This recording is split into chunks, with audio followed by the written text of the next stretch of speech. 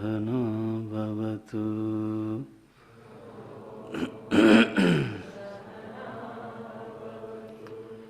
सहनौ भुनक्तु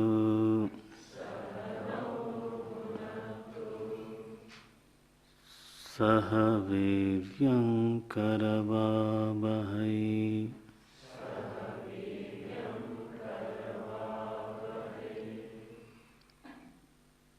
तेजस्विनावधीतमस्तु मा विद्विषावहै।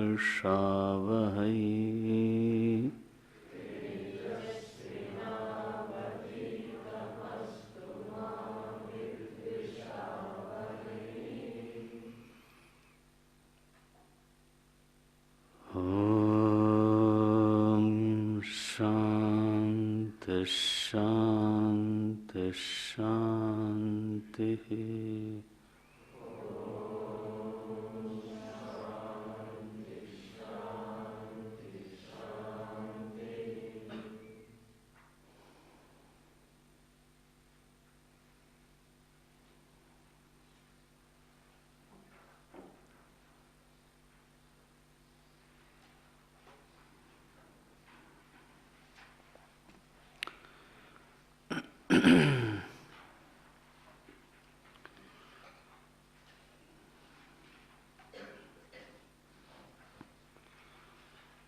प्रश्न ये है कि भगवान शंकर ने उन तपस्वियों को स्वयं अपनी ओर से आकर के तो उपदेश क्यों किया। भगवान शंकर के उपदेश के पीछे तो उन ब्राह्मणों में क्या विशेषता थी, उनमें क्या विशेष अधिकार था, तो इस बात पर हम लोग चर्चा कर रहे हैं। तो एक शब्द में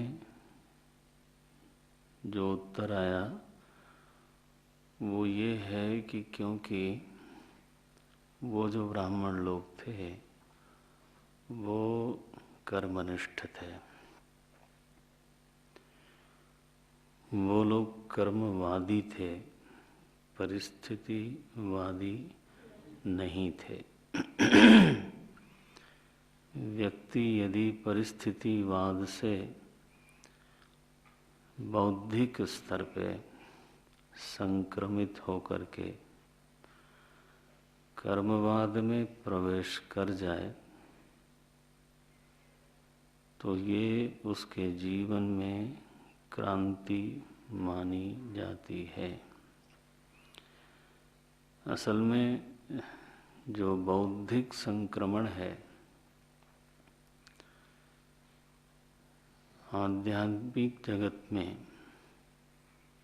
उसी को हम विकास मानते हैं। The spiritual evolution is this only. जो हमारा एक बौद्धिक निश्चय है उससे संक्रमित होकर के, उससे निकल करके जब हम वास्तव में दृढ़ता के साथ दूसरे बौद्धिक निश्चय में प्रवेश कर पाते हैं तभी वास्तव में हमारे जीवन में कोई परिवर्तन, वास्तविक परिवर्तन होता है। तो यदि हमारी वृत्ति में, हमारी बुद्धि में ये धारणा बनी हुई है कि सुख दुख का हेतु केवल परिस्थिति है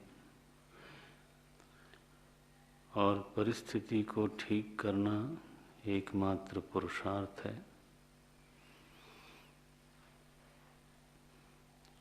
और वह परिस्थिति चाहे जैसे भी ठीक ठीक कर लेनी चाहिए। तो ऐसा व्यक्ति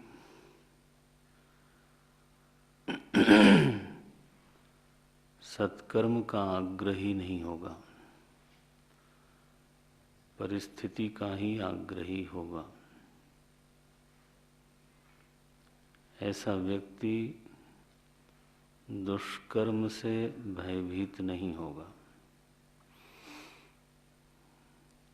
तो दुष्कर्म भी उसको साधन के रूप में स्वीकार्य हो जाएंगे यदि परिस्थिति मांग करती है कि यहाँ पे सत्कर्म छोड़ दो, दुष्कर्म को स्वीकार कर लो, तो उसको कोई हिचक नहीं है, कोई भय नहीं है, क्योंकि लक्ष्य तो हो ही रहा है सिद्ध। परिस्थिति के दबाव की गंभीरता को कम नहीं समझना चाहिए। परिस्थिति कई बार अच्छे अच्छे लोगों को तोड़ देती है।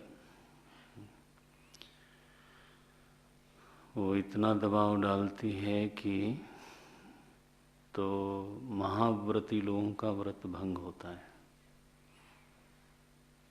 युधिष्ठिर महाराज का जो सत्याग्रह था वो छूट गया परिस्थिति के दबाव में। स्वयं नहीं छोड़ा ये ठीक है, लेकिन भगवान के कहने पे छोड़ा। लेकिन उनके मन में कहीं न कहीं ये स्वीकृति तो हो ही गई। कई बार परिस्थिति का दबाव इतना होता है तो सत्याग्रही के मन में ये बात आती भी है कि अरे यार ऐसे कर देते तो अच्छा था, लेकिन उसकी अपनी हिम्मत नहीं पड़ती। तो दूसरा कोई बोल देता है तो फिर वो उसको एक बहाना मिल जाता है कि मैंने अपने थोड़ो किया था, उन्होंने कहा इसलिए मैंने कर दिया।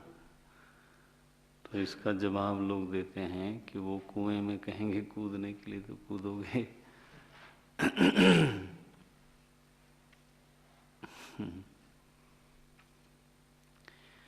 कहना ये चाहता हूँ कि परिस्थिति का जो जीवन पर प्रभाव पड़ता है, दबाव पड़ता है, वो कोई हल्की फुल्की चीज़ नहीं है, वो बहुत बड़ी चीज़ है।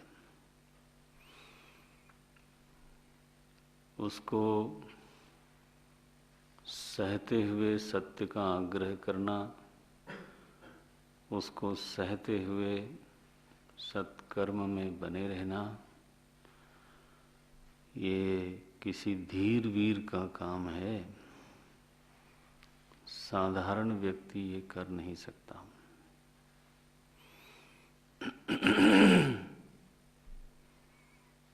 तो जो सत्कर्मनिष्ठ है तो उसमें धीरज तो है ही है, उसमें समझ तो है ही है, उसमें शास्त्रों के वाक्यों के प्रति श्रद्धा तो है ही है, उसमें तपस्या तो है ही है,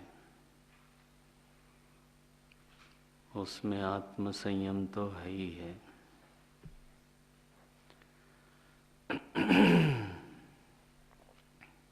नारायण।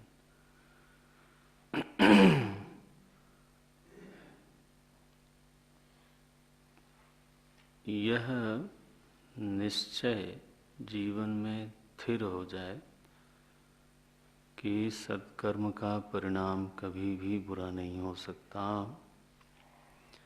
दुष्कर्म का परिणाम कभी भी अच्छा नहीं हो सकता, और कर्म कभी भी असफल नहीं होता। यह निश्चय हो जाए तो व्यक्ति कर्म बिगाड़ करके परिस्थिति का सुधार नहीं करना चाहेगा। यही संक्रमण है, यही आध्यात्मिक विकास है। लौकिक जीवन क्या है? कर्म को बिगाड़ करके भी यदि परिस्थिति सुधरती हुई दिखती है तो करो। विश्व में अनाचार का हेतु पुलिस की असफलता नहीं है।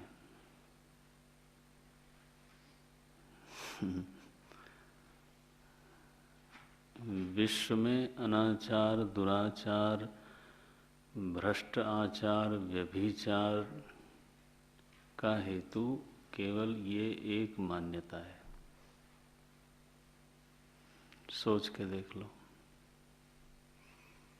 क्या? बिल्कुल एक चीज। कोई ऐसी विद्या आवे, कुछ ऐसा योग बने कि मनुष्य के जीवन की यह मान्यता टूट जाए और कर्म सिद्धांत उसके जीवन में सिद्ध हो जाए तो पुलिस की जरूरत नहीं है ना। वो व्यक्ति चाहे शासन न भी हो तो भी जानता है कि एक ईश्वरीय शासन चल रहा है और वहाँ कर्म हमको छोड़ने वाला नहीं है। जो जस करिय सो तस फल चाखा, यही असली शासक है। और मजा ये है कि कर्म फल देने वाला तो हर चीज जानता है, उससे आप कुछ छिपा नहीं सकते। परम एकांत में भी कोई बात हुई है तो वो चित्रगुप्त महाराज, नाम क्या रखा पुराणों में? बोले चित्रगुप्त। गुप्त रह करके चित्र खींचते हैं। कहीं हमारी बुद्धि के पीछे ही बैठा रखा है उनको। वो महाराज यमराज के सेक्रेटरी हैं, मुनीम जी। पूरी फाइल बनती रहती है।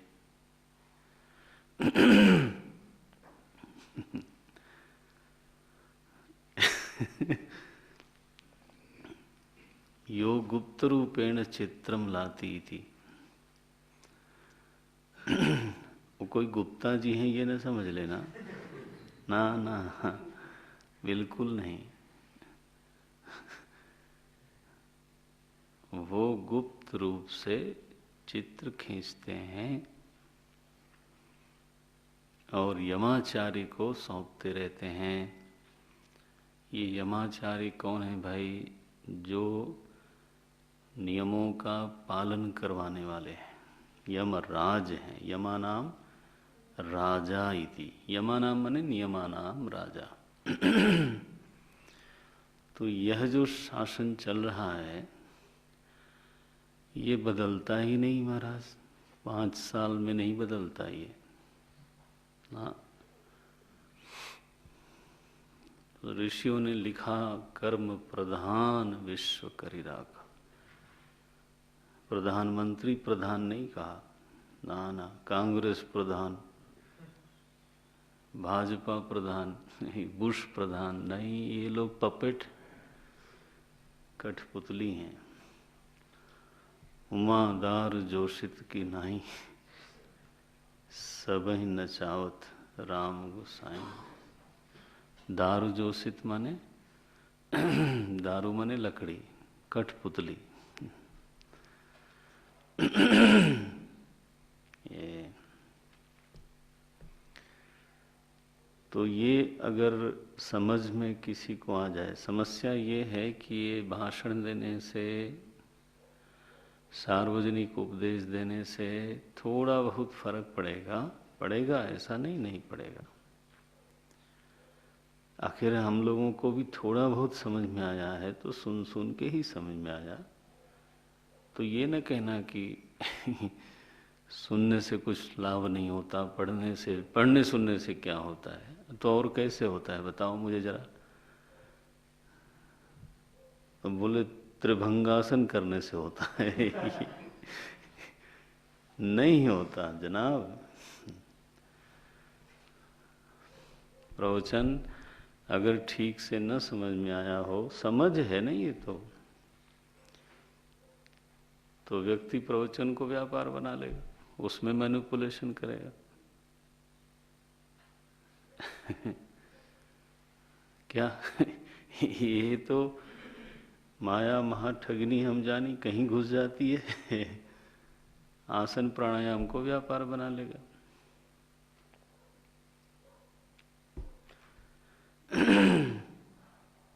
पूजा को नौकरी बना लेगा।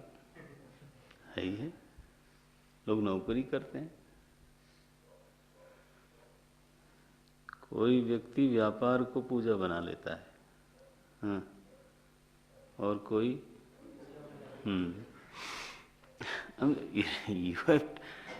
ये मान्यता का प्रश्न है, क्रिया का नहीं। इसलिए the real evolution takes place when your notion is changed, then you are changed. आपका कपड़ा बदलने से, क्रिया बदलने से, रंग बदलने से, उम्र बदलने से वास्तविक परिवर्तन होता नहीं। ये देखो,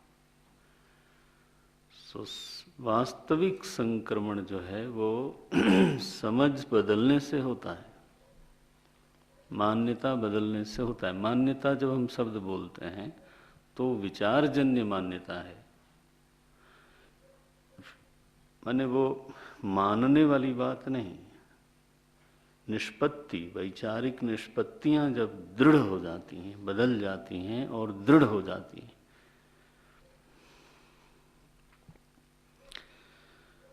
तो नारायण उन ब्राह्मण लोगों में कर्मनिष्ठा है ऐसा बोलने से उनके जो सद्गुण हैं वो हमारे सामने आते हैं।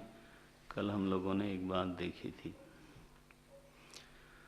अब एक दो बात और देख लो, वो उन लोगों में भी आएगी और आप और हम अगर ऐसा करेंगे तो हम में भी आएगी।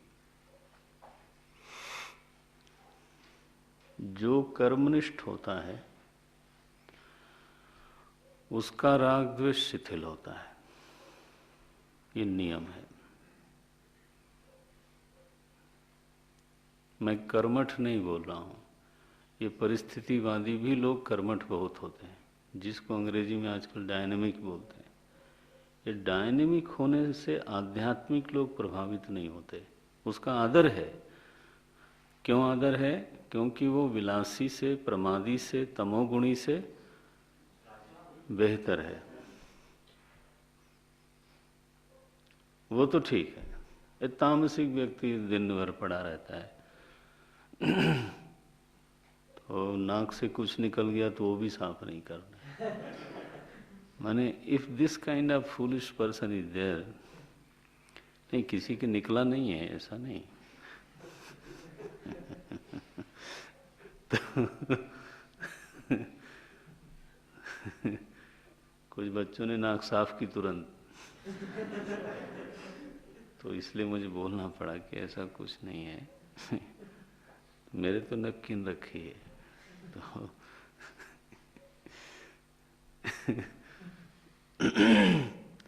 उससे बेहतर है। लेकिन वो डायनेमिक होकर के क्या करता है? जोड़ तोड़, चोरी, लूट, स्मगलिंग, ये लोग क्या निष्क्रिय होते हैं क्या? अरे Ram Ram, they are most active. मूर्ख होते हैं? ना ना, मास्टर प्लानर होते हैं। वर्ल्ड ट्रेड सेंटर को जिसने ध्वस्त किया, what a planning! It was a beauty. कोई अमेरिकन सुने तो बस हमारा ही गला काटेगा। मैंने उन्हीं के जहाज से उन्हीं के ट्रेनिंग सेंटर पे ट्रेनिंग लेके उन्हीं के जहाज से, ओम नारायण, नाक काट ली महाराज सूर्पणखा की। सो एक डायनेमिक होते हैं लोग, उनको हम लोग कर्मठ बोल देते हैं, सक्रिय बोल देते हैं। उनको मैं कर्मनिष्ठ कभी नहीं बोलूंगा। ध्यान से सब शब्दों का, आप लोग शब्दों का बहुत सावधानी से प्रयोग किया करो। सांदीपनी हिमालय की विद्यार्थी हो और फटाफट फेंकते जाओ शब्द, ये शोभा नहीं देता। नहीं।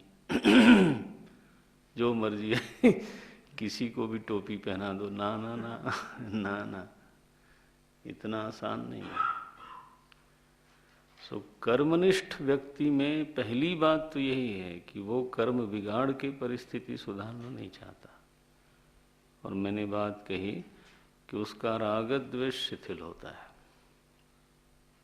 क्या मतलब है कि वो इस बात को भूल नहीं सकता कि मेरे दुख का कारण ये व्यक्ति नहीं है। मेरे दुख का कारण अगर कोई है तो मेरा कर्म है। द्वेष किसके प्रति होता है? जिसको मैं दुख का कारण मानता हूं, बस सीधा बात है। दुखानुशयी रागः, दुखानुशयी द्वेषः, सुखानुशयी रागः, ये परिभाषा है योग सूत्र में। दुख का कारण जिसको हमारी बुद्धि ने बता दिया, उसमें वैरभाव आता है, उसमें द्वेष भाव आता है। अब ये जो कर्मनिष्ठ है, पक्का जो सच में कर्मनिष्ठ है, वो दूसरे को दुख का कारण कैसे मानेगा? उसको लगेगा प्रत्यक्ष, इसके बावजूद उसकी बुद्धि उसको छोड़ेगी नहीं। वो कहेगी भाई हमने ऐसा कुछ कर्म किया होगा तो ये हमारे जीवन में आ गए जनाब, ये नहीं आते कोई और आता। देखो, लेकिन कोई भी आता, उससे मुझको क्या मिलता? वही मिलता जो इनसे मिल रहा है।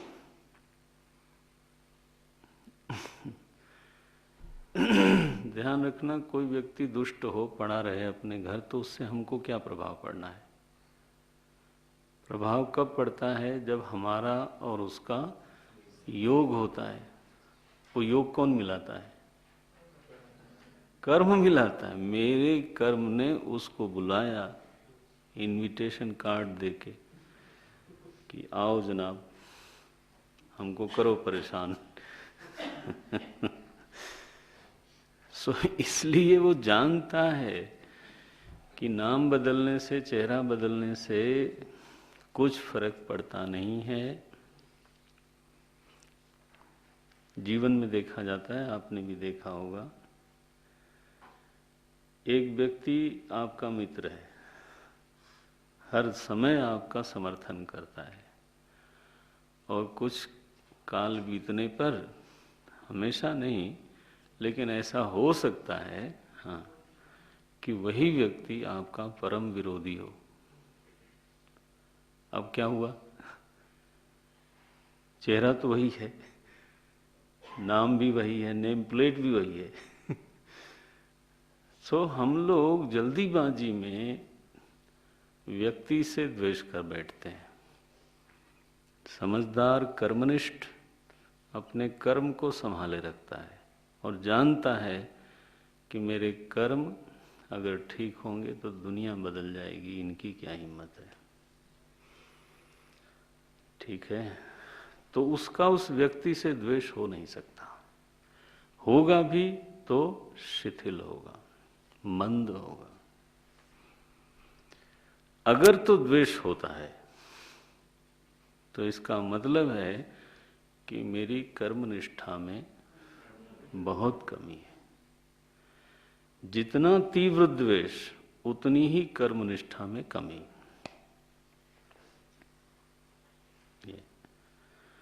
और जितना तीव्र राग उतनी ही कर्मनिष्ठा में कमी। राग माने क्या?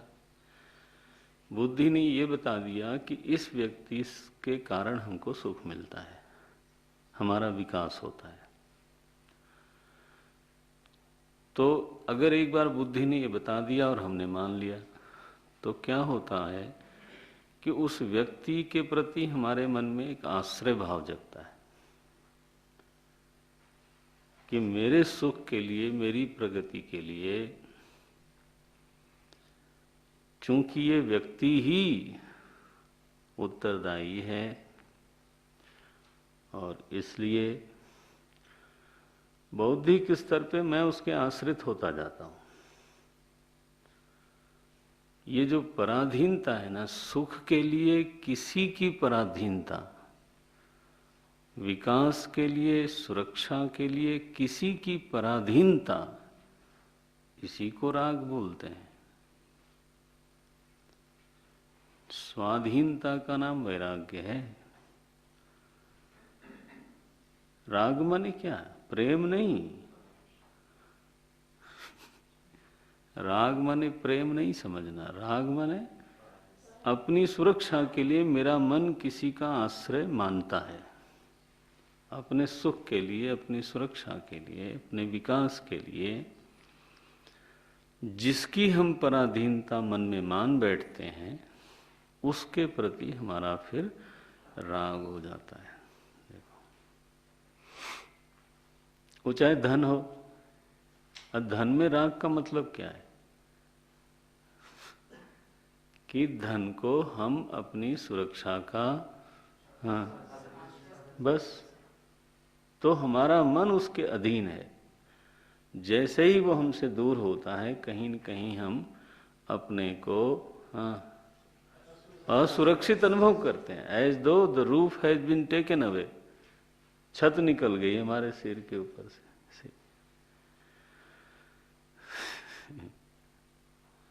राग का ये मतलब है। धन का आश्रय, व्यक्ति का आश्रय, पद का आश्रय, जगह का आश्रय, बस मन पराधीन है, वहां राग जरूर हो जाएगा। राग होगा तो कब्जा करने की वृत्ति होगी, पजेसिव आदमी हो जाता है। क्यों? भाई उस पर जीवन टिका हुआ है। बोले महाराज जीवन का सवाल है।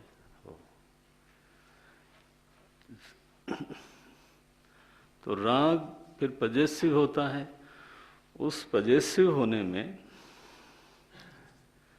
दूसरा कोई बाधा डाले तो फिर ओम नारायण, दूसरे के बाधा डालने की शंका हो जाए तो भय होगा। तो राग से भय, राग से द्वेष, राग से क्रोध, राग से हिंसा।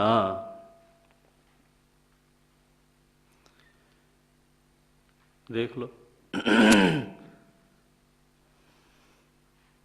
गीता में जब शब्द आता है, पहला शब्द राग ही होता है।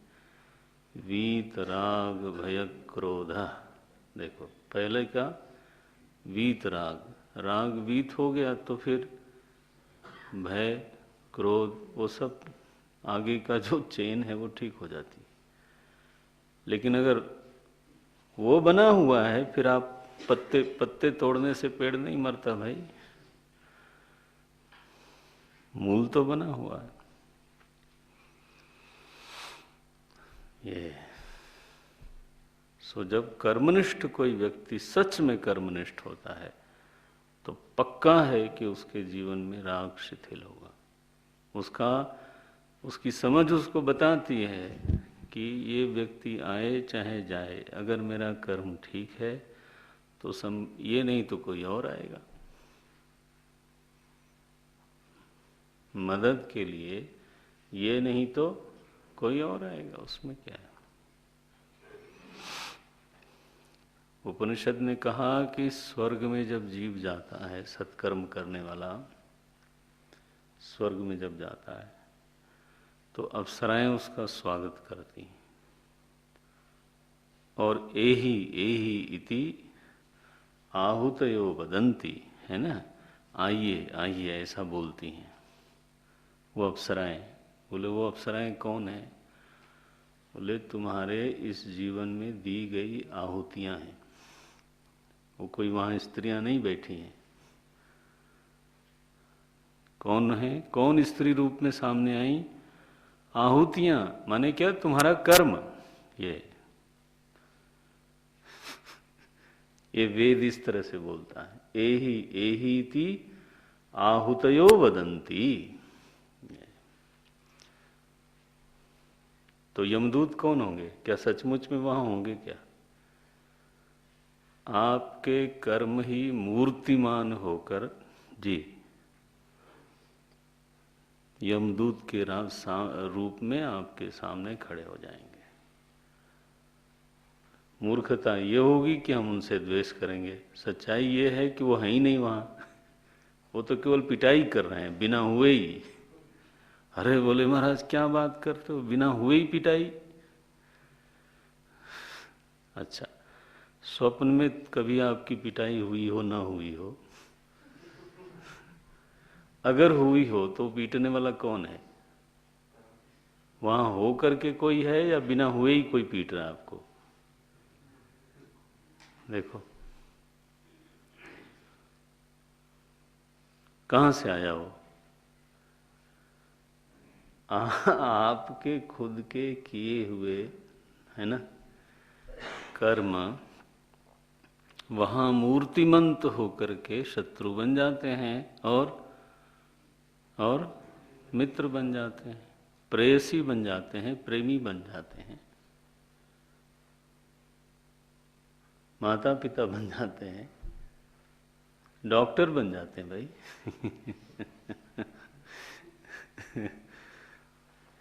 सोचो। इसलिए काहुन को लक्ष्मण जी बोलते हैं गंगा किनारे उस केवट को, काहुन को सुख दुख कर दाता। ये कर्म सिद्धांत है जो वहां कहा गया। कितना बड़ा स्टेटमेंट है। क्या बोले? काहू न को सुख दुख कर दाता। हमारी क्या धारणा है कि पूरी दुनिया मिलकर के हमारे पीछे पड़ी है। ओए बड़े बहादुर हो भाई, इतने लायक हो।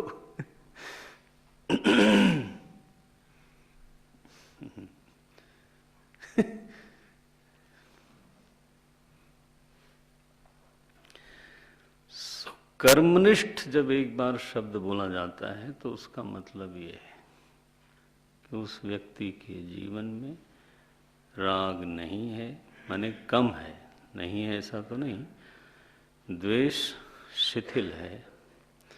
राग द्वेष शिथिल होने से आगे आप सोचिए, मनन का तरीका यही है। राग द्वेष शिथिल होने से भय शिथिल है, क्रोध शिथिल है, वैरभाव शिथिल है, हिंसा वृत्ति शिथिल है। देखो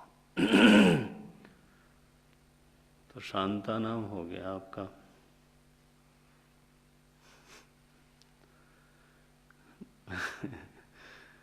जिसके जीवन में ये सारे उपद्रव शिथिल हो जाएं, यही तो उपद्रव करते हैं और कौन करता है? जो महाराज कबड्डी खेलते हैं भीतर, कबड्डी खेलते हैं बाकायदे, 2 दल बनावेंगे, आंख बंद करो ध्यान करने के लिए, कबड्डी शुरू।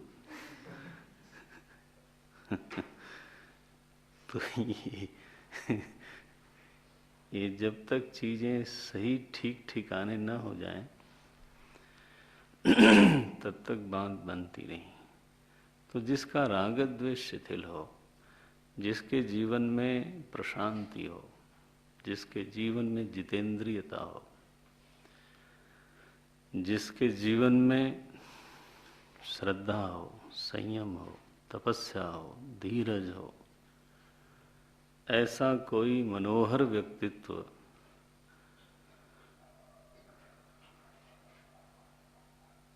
केवल कर्म और कर्म फल में फंसा रहे, ये भगवान को अच्छा नहीं लगता। बोले इसने इतनी मेहनत करी, लायक बन गया, अब इसको तो मार्ग दिखाना चाहिए। जो परमार्थ का मार्ग है वो इसको मालूम होना चाहिए। He deserves something greater and better. तो ये प्रभु का अपना एक सिद्धांत है, नियम है कि अधिकारी कोई बने तो उसका मार्गदर्शन वो चाहे स्वयं करें या किसी से करवावें, लेकिन होता जरूर है। इसलिए मालिक साहब स्वयं पधार गए। बोले चलो भाई विष्णु भगवान एक लीला करते हैं। और क्या लीला की महाराज? बड़ी मनोरंजक लीला की। एक ने उनकी पत्नियों को दौड़ा दिया, एक ने उनके पतियों को दौड़ा दिया। और देखो तुम अपने राग से, अपनी वासना से, अपने विषय के आकर्षण से कितने पराधीन हो। नाचते हो तुम अपने को बहुत बड़ा मानते थे, देखो तुम्हारी आसक्ति तुमको कैसे नचाती है। यही तो पराजित किया गया। कैसा भाई, लोग स्त्री के पीछे दौड़े तो ये किसकी विजय हो रही है? आसक्ति की। और वो लोग इनकी ओर दौड़े महाराज। देखो तो नचा के दिखाया। उनकी सारी सिद्धियों को निष्फल करके थोड़ा उनको कर्माश्रय उनका तोड़ा जरा सा। उनका जो कर्माश्रय है ना, उस पर चोट लगाई। उन्होंने क्या सोच रखा था कि जो कर्म है वो परम है, श्रेष्ठ है, और हमने वो किया है, हमारे सामने कोई टिक नहीं सकता। चोट लग गई। धनी व्यक्ति का धन कहीं निष्फल हो जाए, हाँ जी, चोट लगेगी ना। कोई बड़े पद वाला अपने पद को निष्फल देख करके सोचेगा, यार मैं तो इसको सब कुछ समझता था। ये अब जब शरण में आए लोग तो भगवान ने उनको उपदेश देना शुरू किया। क्या उपदेश किया? सबसे पहला उनकी जो मान्यता थी ना, अब उस मान्यता से उनको निकाल करके उससे ऊंची मान्यता में ले जाना है। दैट इज कॉल्ड संक्रमण। उसको बोलते हैं आध्यात्मिक यात्रा। आध्यात्मिक यात्रा शरीर से नहीं की जाती। शरीर एक आयतन है, ठीक है, लेकिन आध्यात्मिक यात्रा लौकिक धारणा से दूसरी धारणा में, दूसरी धारणा से तीसरी धारणा में, और अंततः धारणा से धारणा का संक्रमण कराते हुए जो परमार्थ धारणा है, परमार्थ प्रज्ञा है, उसमें प्रवेश करना। क्या प्रज्ञा है वो? जिसको हम अहम बोलते हैं, वो जीव सत्ता नहीं है, वो ब्रह्म सत्ता है। देखो ये भी एक प्रज्ञा ही है। क्या है? क्या है ये? एक प्रज्ञा है, एक बुद्धि है। पढ़ा आपने, तत्वबोध में पढ़ा।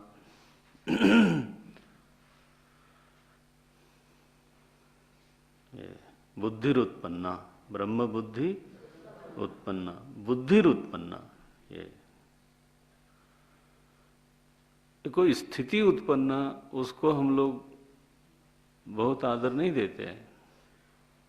है वो अच्छी बात होगी, लेकिन स्थिति से हमारा कोई बहुत कहना चाहिए परमार्थ भाव उसमें नहीं है। स्थिति माने कोई अशांत है, शांत हो गया, स्थिति है ये बुद्धि नहीं है। ये कोई विक्षेप में है, समाधि में गया, क्या है ये? स्थिति है। यहाँ अंतर समझना, योग और वेदांत का ये बड़ा बारीक अंतर है, और आजकल के प्रायः वेदांती लोग इसको मिश्रित कर देते हैं दुर्भाग्य से। वो लोग स्थिति को परमार्थ समझते हैं। स्थिति नहीं चाहिए, अने नहीं चाहिए का मतलब हमारा कोई द्वेष नहीं है, बहुत बड़ी बात है। कोई विक्षेप में से हटके समाधि में जाए, शांत रहे, बहुत अच्छी बात है। लेकिन वह परमार्थ कदाचित नहीं है, क्योंकि स्थिति हमेशा निर्माण की जाती है। जिसका निर्माण हुआ वो बिगड़ती है। ये जो समाधि है वह अभ्यास से ही तो निर्मित हुई, अपने आप हो गई। समाधि उपदेश से निर्मित नहीं होती, ठीक है? श्रवण मात्र से निर्मित होती नहीं, उसके लिए एक विशेष साधन प्रक्रिया चाहिए। तो अभ्यास से निर्मित हुई।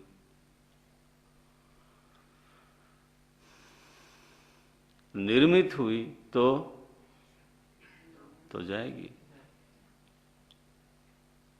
लोगों ने वेदांत को उसी श्रेणी में डाल दिया, तो ये तो दुर्भाग्य है वेदांत का। वेदांत का क्या दुर्भाग्य है, वो सज्जन का दुर्भाग्य है।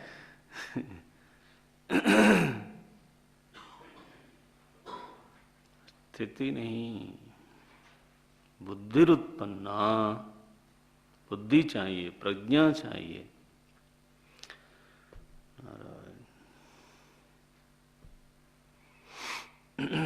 तो एक प्रज्ञा से दूसरी प्रज्ञा में, दूसरी प्रज्ञा से तीसरी। परिस्थितिवाद एक प्रज्ञा है, उसमें से निकले कर्मवाद। ये असली संक्रमण है, ध्यान रखना। असली विकास है। अगर कोई परिस्थितिवाद से निकलकर जीवन लग जाता है ऐसा संक्रमण करने में, परिस्थितिवाद से निकल करके कर्मवाद में प्रवेश कर जाए, ये कर्मवाद की प्रज्ञा उसको निश्चित रूप से साधक बना देगी, निश्चित रूप से बना देगी। चैलेंज है बिल्कुल।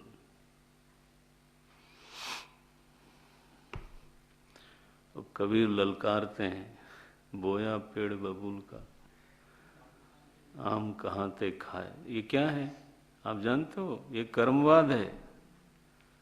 वो कहते हैं तुम बोते हो कुछ और फसल दूसरा लेना चाहते हो। हम लोग यही करते हैं ना, बोते हैं कई बार बबूल, चाहते हैं आम निकल आवे। जब कांटे चुभने लगते हैं, बोले ये कहाँ से आया, मैंने तो जीवन भर किसी का बुरा नहीं किया महाराज। एक महात्मा से कहा गया कि लोग ऐसा बोलते हैं। तो किन्होंने उनके सामने ही बोला कि महाराज हमने जीवन भर कभी किसी का बुरा नहीं किया, ऐसा मेरे साथ क्यों होता है? बोले पिछले के पिछले बुधवार को क्या सब्जी खाई थी तुमने? बोले महाराज इस प्रश्न का इससे क्या लेना देना? बोले तू बता तो सही। बोले वो तो याद नहीं। बोले 15 दिन पहले की सब्जी तो तुमको याद नहीं है, आपको याद है? और तू जीवन भर का ठेका लेके बोलता है कि मैंने जीवन में किसी का कोई तुम्हारी याद तो इतनी छोटी है, स्मृति तो इतनी दुर्बल है कि खाया कि नहीं खाया? बोले खाया तो जरूर होगा। नहीं तो आज 15 दिन बाद जीवित कैसे रहता? से लोग बड़े मासूमियत के साथ ऐसी बात बोलते हैं। अब साधु लोगों को हिंसा नहीं करनी है, इसलिए बोलते हैं हाँ ऐसा होगा, पूर्व जन्म का होगा। बेचारे किसी तरह से टाल टूल देते हैं। ये न समझना जनाब, कर्म सिद्धांत हो तो कबीर तो बिल्कुल लठ मार बोलते हैं ना, बोया पेड़ बबूल का तो आम कहाँ ते खाए। एकदम संक्रमण होगा। अब शिव जी महाराज कहते हैं इसमें से निकलो, बहुत बढ़िया, कर्मनिष्ठ हो गए, बहुत बढ़िया। परिस्थितिवाद से कर्मवाद में प्रवेश कर लिया, सिद्धि कर ली, बहुत अच्छी बात है, लेकिन ये कोई सुरक्षित जगह तो नहीं है। निकलो यहाँ से। अरे बोले महाराज क्यों निकलूं? बोले सुरक्षित नहीं है, परमार्थ नहीं है। क्यों सुरक्षित नहीं है?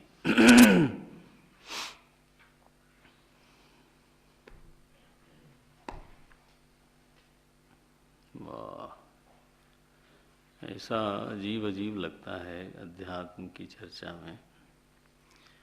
देखो, कर्मवाद तो ये कहता है कि सत्कर्म करो और सुख से रहो, यही कहता है ना। और दुष्कर्म करोगे तो दुख होगा, तो दुष्कर्म से बचो।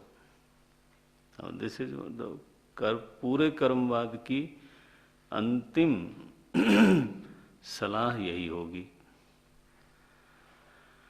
अब हमारी जिम्मेदारी हो गई कि सत्कर्म निरंतर करूं। तो पुराने महात्माओं ने कहा कि रोज कुआं खोदो, रोज पानी पियो, ये क्या चक्कर बना रखा है? क्योंकि कर्म नहीं करोगे तो नहीं मिलने वाला है। तो ये तो कुआं खोद पानी पियो, एक तो दोष इसमें ये है, अनित्यता का दोष।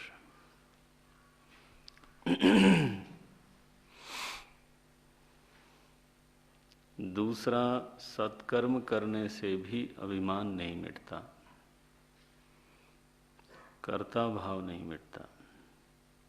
कई बार तो उल्टे हैं बढ़ जाता है। आया ना? देखो, इस सिद्धांत में परिस्थितिवाद की अपेक्षा बहुत सद्गुण होने के बावजूद कुछ बड़े प्यारे प्यारे दुर्गुण हैं। ये देखो, तो जो हमारा परम सुहृद परमात्मा है वो कहता है ना ना ना, मेरे बच्चे को यहाँ नहीं रहना चाहिए, निकलो भाई यहाँ से।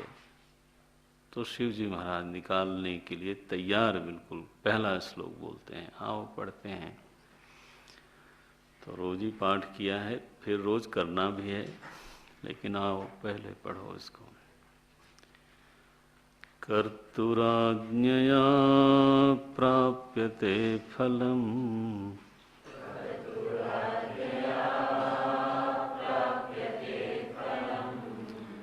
कर्म किं परं कर्म तज्जडम्।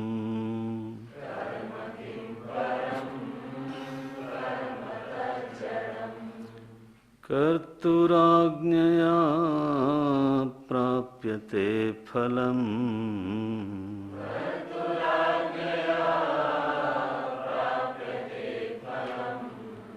कर्म किं परं कर्म तज्जडम्।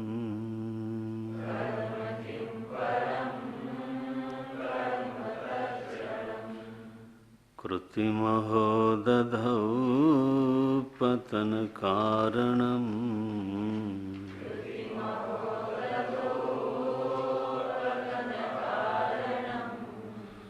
कृतिमहो दधौ पतनकारणम्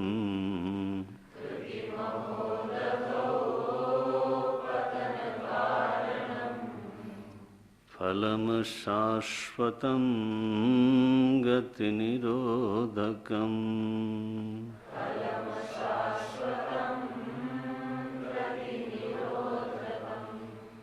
फलम् शाश्वतं गतिनिरोधकम्।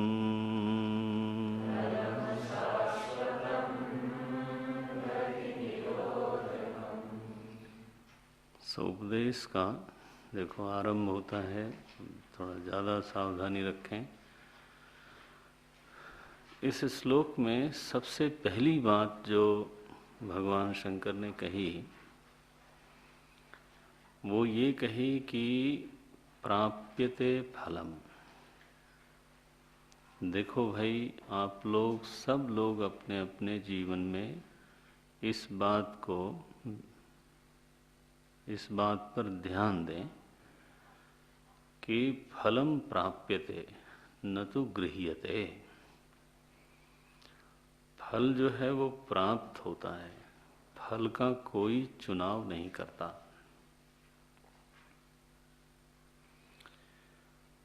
ये बहुत बड़ा स्टेटमेंट है जीवन में। इसको पूरे जीवन में, कोर्स में तो ये आपको मिला, पूरे जीवन में इसको धारण करके रखो। फलम प्राप्यते न तो गृह्यते। ये जो पहला स्टेटमेंट है ये कहाँ खड़ा करता है हमको कि हम सभी लोग रिसीवर हैं and we are not choosers. हम सभी लोग लेने की स्थिति में हैं, चुनने की स्थिति में कोई नहीं है। केवल एक व्यक्ति की बात नहीं है ये। बुश साहब भी नहीं है। इस दुनिया के सुपर पावर का सुपर पावर मैन इस प्लानेट पे, इस धरती पर एक महाशक्ति, अकेली महाशक्ति है अमेरिका। उसका सबसे शक्तिशाली व्यक्ति वो इस स्थिति में नहीं है कि वो चूज करे। कई बार तो महाराज उसके बंगले के बाहर ही उसको गरियाते हैं लोग, बताओ। जुलूस निकालते हैं। वो सोचता होगा कि क्या करें, इतना बड़ा मैं शक्तिशाली व्यक्ति इराक को ध्वस्त कर सकता हूं, लेकिन हाँ अब इनका क्या करूं। से nobody chooser, not a single person here। कितना बड़ा स्टेटमेंट है। फलम प्राप्यते। भाई तुम क्यों इतना गर्व करते हो? पहले इस अनुभव को संभालो, इस अनुभव पर ध्यान दो कि हर व्यक्ति को फल प्राप्त होता है, और जब उसको मिलता है तो उसको लेना पड़ता है। नारायण बोले नहीं मैं तो नहीं लूंगा अभी। महाराज कृपा करो, लेना ही पड़ेगा। विवश है व्यक्ति। इस वाक्य ने हमको याद दिलाया कि तुम क्या हो, तुम विवश हो। अच्छा, ये शरीर आपने चूज किया है कि मिला है? मैंने शुरू से ही देखा जाए, मिला। बीमार या स्वस्थ जो भी है, नारायण बोले नहीं मैं ये वाला पीस लूंगा। Nothing doing. जो आपकी कमाई के अनुसार बनता है वो लेना ही पड़ेगा। से फिर माँ बाप चुना कि लिया? बोले मिला, बस चॉइसलेसली। काहे का गर्व करते हो जबरदस्ती? कोई पोजीशन ही नहीं है। मूल में ही जो चीजें हैं वो सब आपको विवशता पूर्वक स्वीकार करनी पड़ी, और पूरे जीवन यही होता है। ये भ्रम बीच में होता रहता है। हमारी बुद्धि भी बड़ी जोरदार है कि वी आर चूजर्स। कोई चूजर सुजर्स नहीं, बेकार की बात है।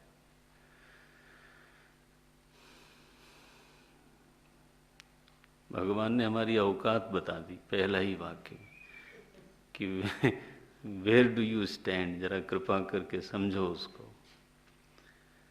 प्राप्यते फलम। ओके, दूसरी बात, जो मिलता है वो हमारे कर्म के अनुसार पूरी तरह से न्याय संगत होता है।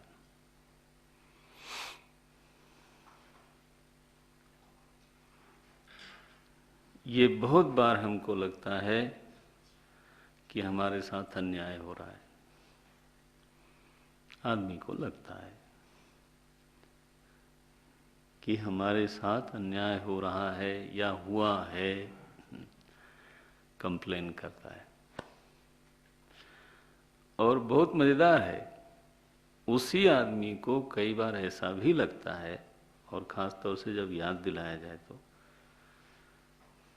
कि मुझे जितना मिला है उतने के मैं लायक नहीं हूं। वाह, अपना अपना देख लो आप, जितने लोग यहां बैठे हो। जब हम लोग पढ़ते हैं वेदांत का अधिकारी ऐसा होता है, तो हमको तो नहीं लगता कि हमें यहाँ या वहाँ बैठना चाहिए। बोलो, फिर भी सुनने को तो मिलता है, और ऐसे मिलता है कि भिक्षा भी नहीं मांगनी पड़ती। उत्तर काशी में होते हम भी गुरुदेव की तरह। कुछ हमारे बच्चे लोग जाके अनुभव करके देखा है उन्होंने, तो आपको अगर उनसे अनुभव साक्षात पूर्वक पूछना हो, अनिल हैं, राधे श्याम हैं, है ना। हमारे एक विद्यार्थी उत्तर काशी में रहे, तो सर्दियों में वहाँ बर्फ़ कई बार पड़ जाती है ना। तो उस बर्फ़ में 1 किलोमीटर चल के जब जाते हैं भिक्षा लेने, गांव में तो नहीं जाना है, लंगर पे जाना है, फिर भी अन्न क्षेत्र में जाना है, तो भी बर्फ़ में जाना, लेके जब आएंगे तो खाने का कितनी गर्मी होगी।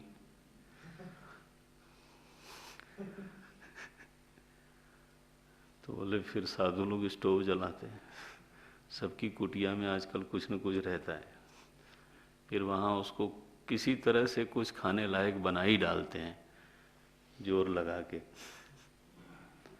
तो वहाँ रहना ही तपस्या है।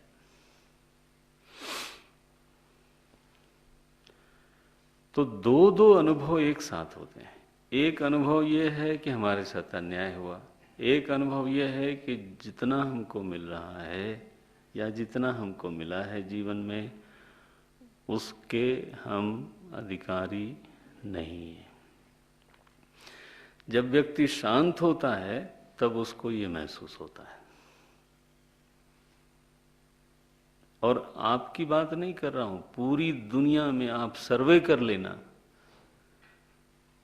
कभी न कभी व्यक्ति को ये जरूर लगता है कि मेरी मेरिट से ज्यादा मुझको प्राप्त हुआ है इस जीवन में।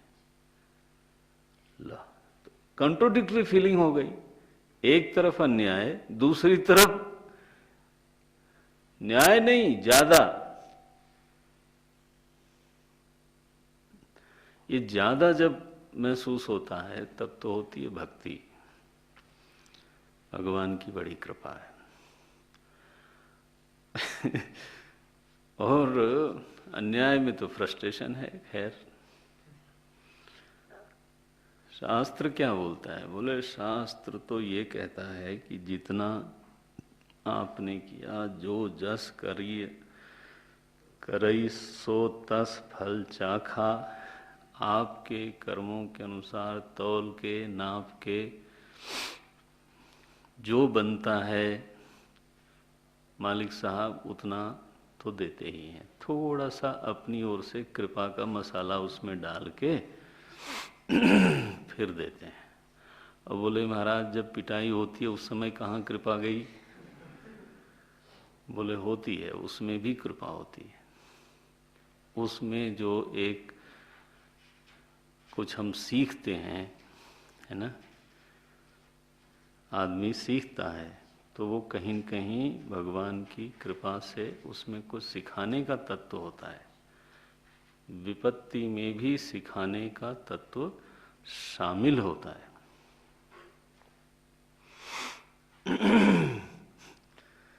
आदमी को दूसरे की पीड़ा समझ में आने लगती है। ये भगवान की कृपा ही है। व्यक्ति की तितिक्षा बढ़ जाती है। ये क्या है? ये कृपा ही है।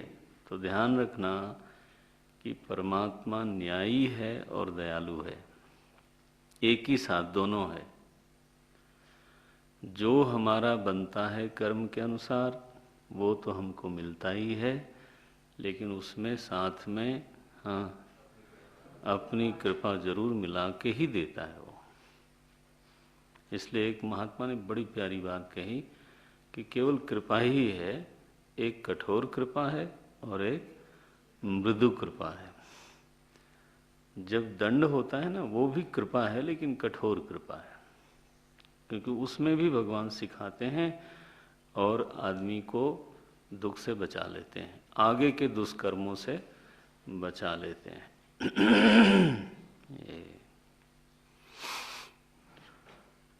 सो न्याय पूर्वक मिलता है। पहला वाक्य है प्राप्यते न तु गृह्यते। अब उसमें क्या जोड़ेंगे? न्याय पूर्वक मिलता है, कृपा पूर्वक मिलता है। लेने में हम स्वतंत्र नहीं होते, विवश होते हैं। वाह, मालिक साहब, इससे क्या सिद्ध हुआ? इससे ये सिद्ध हुआ कि चूंकि यह अनुभव पक्का है कि हमको चीजें मिलती हैं, फल हमको मिलता है, इसलिए अनुमान होता है कि इसका कोई देने वाला होना चाहिए। देखो, वेदांत में ईश्वर की अवधारणा यहाँ से आती है। कहाँ से? कि चूंकि देखो, ये अनुभव सृष्टि की तरफ से नहीं जा रहे हैं हम, आपका हमारा अनुभव है। अनुमान हमेशा दृष्ट को देख के अदृष्ट का होता है, ठीक है ना? जैसे धुआं देखा दृष्ट है, अग्नि का अनुमान किया जो अदृष्ट है, यही ना? इसी तरह से दृष्ट क्या है यहाँ पर? आपका फल का अनुभव। फलम प्राप्यते, ये हमारा अनुभव है। इसमें हमको कोई अनुमान करने की जरूरत नहीं है। This is clear. नाउ इस अनुभव को बेस करके अब अनुमान क्या हुआ कि चूंकि फल मिल रहा है इसलिए इसका कोई देने वाला है। अब कोई का नाम चाहे जो मर्जी आप रख लो, अल्लाह रख लो, गॉड रख लो, फादर रख लो, जो मर्जी आप रख लो, उसमें हमें कोई नामों का झगड़ा नहीं करना है। किसी ने कहा दाढ़ी वाला है, किसी ने कहा सफा चट है, उससे कोई लेना देना नहीं है। हम लोग देखो, वेदांत के विद्यार्थियों को ये टुटपुजिए तर्कों में कोई बहुत फंसने की जरूरत नहीं है। ये बच्चे लोग, गुरुदेव कहते थे ये जो दूसरे धर्म है, प्राइमरी स्कूल में तो ऐसे ही झगड़ा होता है। किसी ने पूछा उनसे, वेदांत में इतने कम लोग क्यों? बोले पीएचडी कितने लोग करते हैं? सबसे ज्यादा संख्या छात्रों की केजी वालों की होती है। जिसको वैचारिक स्तर बिल्कुल ही न प्राप्त हुआ वो कहेगा ये क्या, जब देखो तब घटपट करते रहते हैं। तो ये नहीं, नाम और रूप में बहुत आग्रह न करो। कोई है जो हमको फल देता है और हमको लेना पड़ता है। क्या मतलब है? कि वो सबसे अधिक शक्तिशाली है।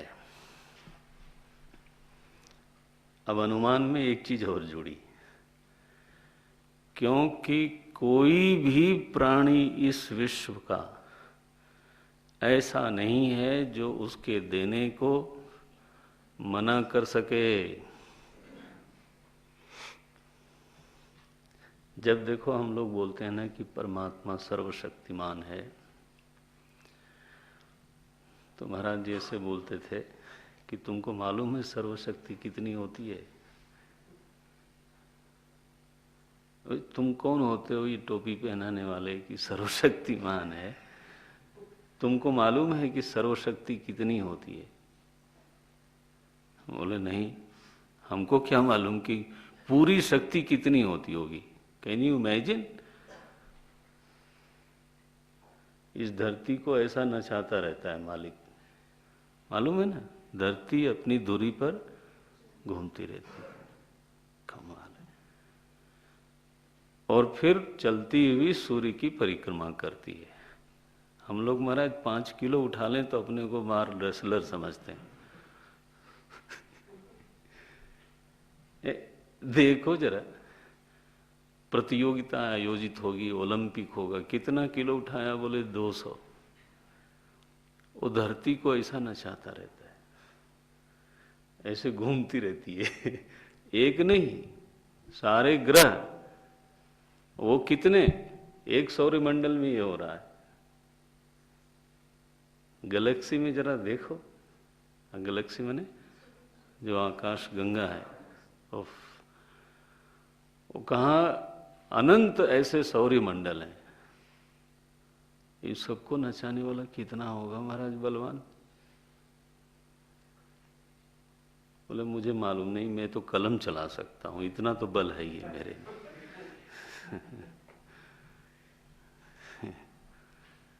इसलिए कई बार मैं प्रवचन में बोलता हूँ, फिर भी माया पकड़ लेती है, लेकिन बोलता हूँ, कभी अकेले में भी बोलता हूँ। अभिमान होने के लिए एक क्वालिफिकेशन की जरूरत है। उस आदमी को नंबर 1 मूर्ख होना चाहिए, बस। जब तक वो 1 नंबर का मूर्ख नहीं होगा, तब तक ये अधिकारी नहीं है अभिमानी बनने का। देख, तेरे में क्या है जिसको लेके अभिमान कर?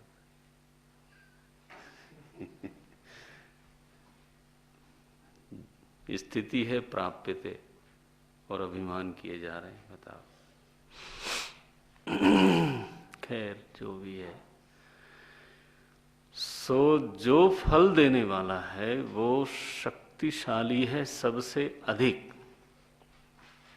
ये तो हम कह सकते हैं सेफली। और सर्वशक्तिमान कहने का हमारा अभिप्राय इतना ही है कि ऐसा कुछ नहीं है जो वो नहीं कर सकता, और ऐसा कोई नहीं है जो उसकी आज्ञा का उल्लंघन कर सकता है, बस। इसलिए हम सर्वशक्तिमान शब्द का प्रयोग करते हैं, ऑलमाइटी। इस बात को समझना जरा। चलो इस शब्द को थोड़ा समझ लो, और आता रहेगा वैसे, लेकिन फिर यहाँ थोड़ा समझ ही लो।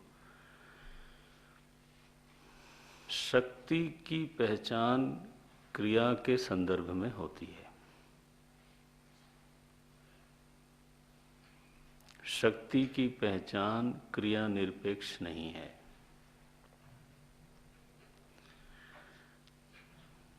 ये वाक्य ध्यान रखना जरा, ये सोच विचार के जो बिल्कुल निष्पत्तियां हैं वो मैं आपको सुना रहा हूँ।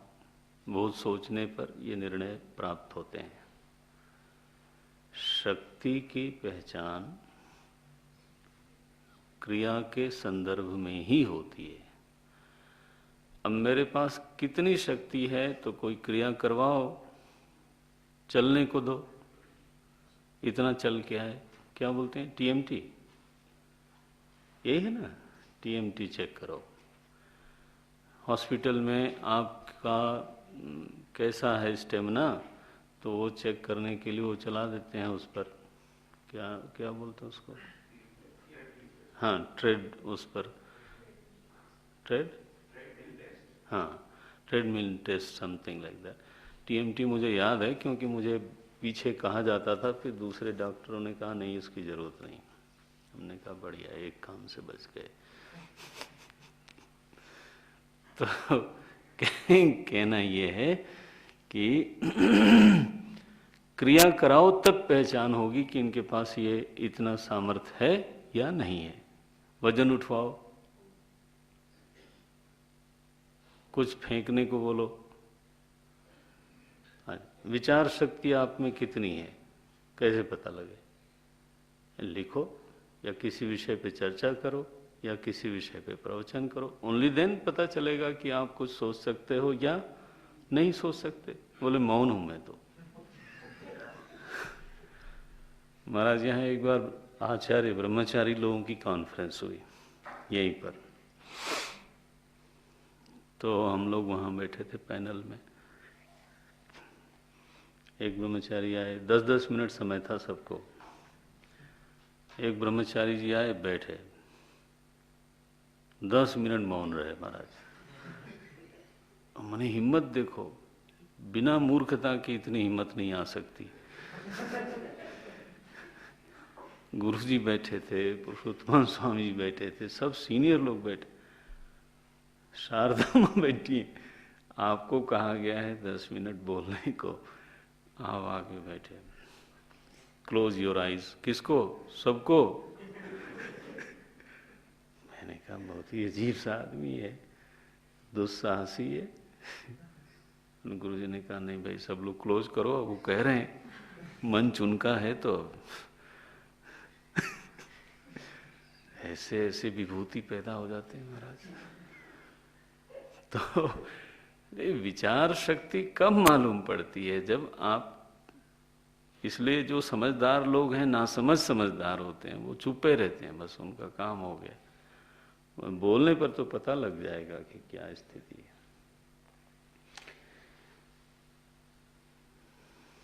क्रिया निरपेक्ष शक्ति की पहचान कभी भी नहीं हो सकती। तो जब हम ईश्वर को सर्वशक्तिमान बोलते हैं तो हमारे बोलने का आधार क्या है? कोई नास्तिक पूछे, है ना, हमारा मन पूछ ले, तो पहला आधार यह है कि फलम प्राप्यते, और सबको ही फल मिलता है। बड़े से बड़ा कोई व्यक्ति हो वो फल लेने से मना नहीं कर पाता। एक, फिर सृष्टि में इतनी क्रियाएं हो रही हैं जिसका कर्ता मैं नहीं हूं। नहीं, देखो विचार अनुभव को बेस करके होना चाहिए। जितनी क्रियाएं दुनिया में हो रही हैं वो हो रही हैं, लेकिन उनका कर्ता तो वास्तव में मैं नहीं हूं, मेरा पड़ोसी भी नहीं है। लो, और मेरी सारी सरकार भी नहीं है। सरकार मौसम नहीं बदलती, बदलती है सरकार? सुनामी लेके नहीं आती, भूकंप लेके नहीं आती, हवा नहीं चलाती, सूरज को नहीं उदित कराती, अस्त नहीं कराती। कोई प्राणी इन क्रियाओं का कर्ता बनता हुआ दिखाई नहीं देता। क्रियाएं हो रही हैं। देखो, पृथ्वी घूम रही है, नवग्रह घूम रहे हैं, पता नहीं क्या क्या दुनिया में हो रही है। कल मैं डिस्कवरी देख रहा था, ओम नारायण, बताया गया पहले यूरोप केवल बर्फ से ढका हुआ था, पूरा यूरोप। फिर पृथ्वी अपनी धुरी से थोड़ी थोड़ी हटती जाती, माने झुकती जाती, एंगल बदला तो तापमान बढ़ा 10 डिग्री, तो वो सारे बर्फ पिघले, फिर जमीन निकल आई, फिर उस जमीन पर आज यूरोप। उस यूरोप में 2 वार लड़ी गई, वर्ल्ड वार। सोचो, वो यहां भी आ गए महाराज, धमक पड़े, 200 साल हमको रूल किया। कौन सा यूरोप? जो पहले बिल्कुल बर्फ में ढका हुआ था, जमीन ही नहीं थी। लुक कर दिस।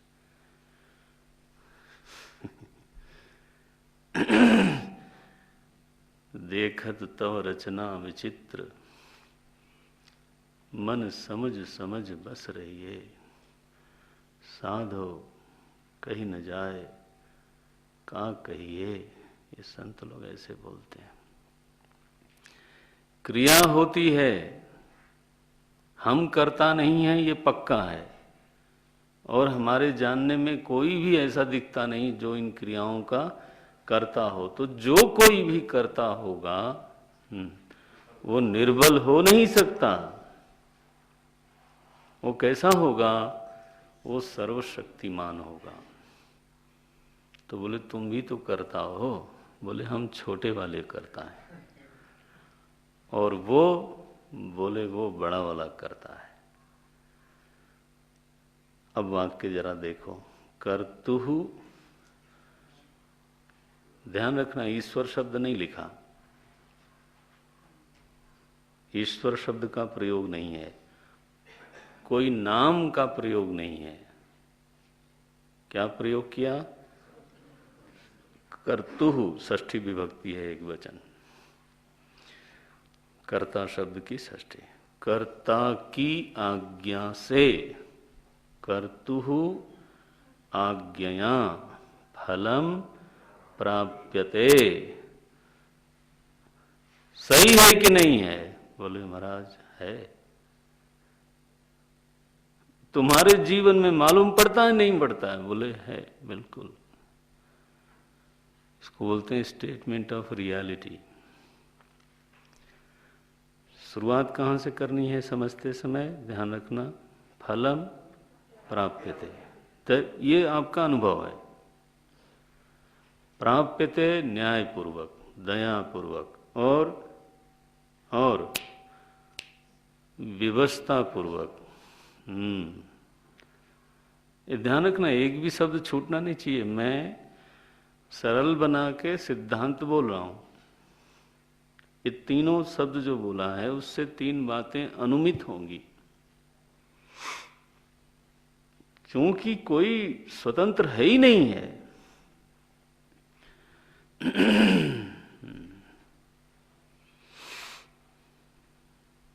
इसलिए तो वो सर्वशक्तिमान है, इसलिए तो वो न्यायी है, और इसलिए तो वो दयालु है।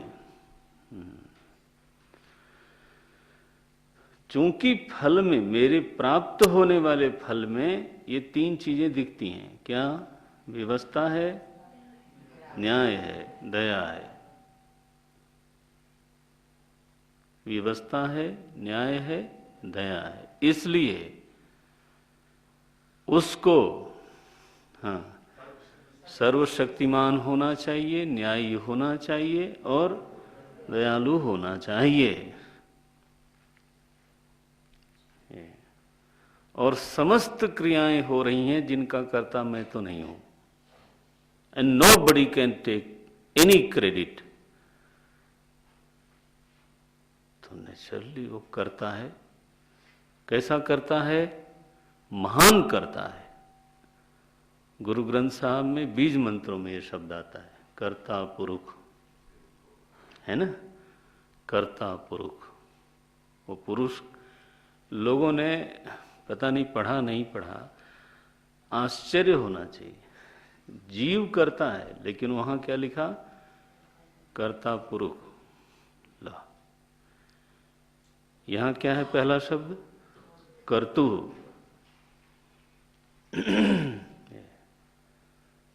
तो महाकर्ता जो है ना, वो मालिक साहब हैं। क्यों ऐसा बोलते हो? क्योंकि सारी क्रियाएं हो रही हैं जिनका कर्ता मैं नहीं, और मेरे साथ कोई और जीव भी नहीं है। सो अनुमान होता है कि यहाँ कोई सर्वशक्तिमान, न्यायी, दयालु कर्ता है, जिसके आज्ञा में समूची सृष्टि क्रियाशील है। उसकी आज्ञा से फलम प्राप्त है। शिव जी ने उन तपस्वियों को सबसे पहले ये बात बताई। फिर टिप्पणी की, कर्म किम परम। जब परम बैठा है तो तुम क्या बोलते हो, कर्म परम है? कर्म किम परम, क्या कर्म सबसे ऊंचा, सबसे श्रेष्ठ है? तद जड़म, ये तो कर्म तो जड़ है। कल देखेंगे इसको, निचली पंक्ति। अभी गंभीर है ये, धीरे धीरे। ओम ओम। मनन करना, जरा आपस में डिस्कशन भी करना, फिर देखूंगा आपकी कॉपी में क्या आता है। ओम पूर्णमदः पूर्णमिदं पूर्णात् पूर्णमुदच्यते पूर्णस्य पूर्णमादाय पूर्णमेवावशिष्यते। ओम शांति शांति शांति। हरिः ओम श्री गुरुभ्यो नमः। हरिः ओम।